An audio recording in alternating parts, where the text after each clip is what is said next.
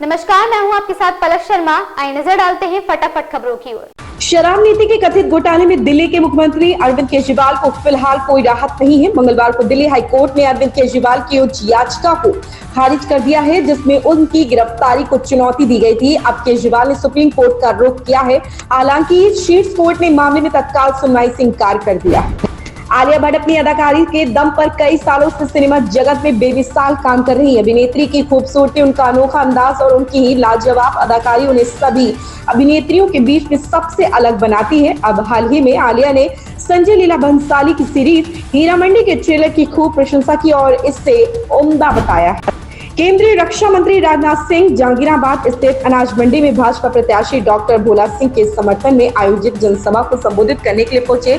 इस दौरान उन्होंने सपा और कांग्रेस पर जमकर हमला बोला। राजनाथ सिंह ने कहा कि भाजपा जो कहती है वह करती है। हमने अपने घोषणा पत्र में देश की जनता से वादा किया था, वह पूरा कर दिया है। यह प्रधानमंत्री मोदी के नेतृत्व में संभव हो सका है। राजस्थान में लोकसभा चुनाव से पहले भाजपा में कांग्रेस नेताओं के शामिल होने का सिलसिला लगातार जारी है। एक के बाद एक बड़े नेता कांग्रेस का हाथ छोड़ भाजपा की कमल को थाम रहे।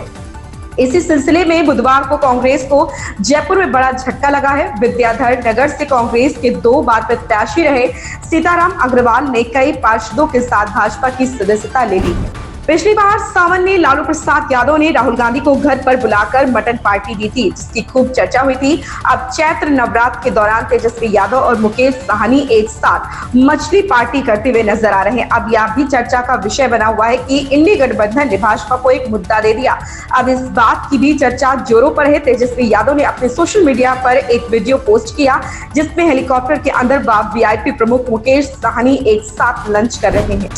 सुप्रीम कोर्ट ने डीएमआरसी को बड़ी राहत दी है। दरअसल सुप्रीम कोर्ट ने बुधवार को माना है कि DMRC Delhi airport metro express private limited company को 8,000 करोड़ रुपए देने के लिए बाध्य नहीं और डीएमआरसी की क्यूरेटिव याचिका मंजूर कर ली है। Delhi airport metro express private limited Anil Ambani के नेतृत्व वाली रिलायंस इंफ्रास्ट्रक्चर फर्म की कंपनी है। जस्टिस डीवाई चंद्रचूड़, जस्टिस जेबी पारदीवाला और जस्टिस मनोज मिश्रा की पीठ ने मामले पर सुनवाई की। बीमा भारती ने जेडीयू से इस्तीफा देने के बाद अब विधायक पद से भी इस्तीफा दे दिया। चुनाव आयोग ने उनके इस्तीफे को मंजूर कर लिया। बीमा भारती के इस्तीफे के साथ ही अब रुपौली विधानसभा सीट पर उपचुनाव होगा। हालांकि चुनाव आयोग की ओर से जल्द ही उपचुनाव को लेकर घोषणा की जा सकती है। हालांकि लोकसभा चुनाव के साथ ही विधानसभा का उपचुनाव कराना असंभव लग रहा है। राजधानी लखनऊ में ईदगाह के इमाम मौलाना खालिद रशीद फरंगी महली ने ईद उल फितर की एडवाइजरी जारी कर कहा कि ईदगाह और मस्जिद परिसर के बाहर नमाज अदा न करें। मौलाना ने बताया कि बृहस्पतिवार को ऐशबाद ईदगाह में ईद की नमाज सुबह 10 बजे होगी। यूपी के सीएम योगी आदित्यनाथ बुधवार को जम्मू कश्मीर के जिला कठुआ पहुंचे। शहर कठुआ के जिला खेल मैदान में उन्होंने जनसभा को संबोधित किया। सीएम योगी ने उधमपुर सीट से भाजपा उम्मीदवार डॉक्टर जितेंद्र सिंह के पक्ष में चुनाव प्रचार किया। डॉक्टर जितेंद्र सिंह पर तीसरी बार भाजपा ने विश्वास जताया।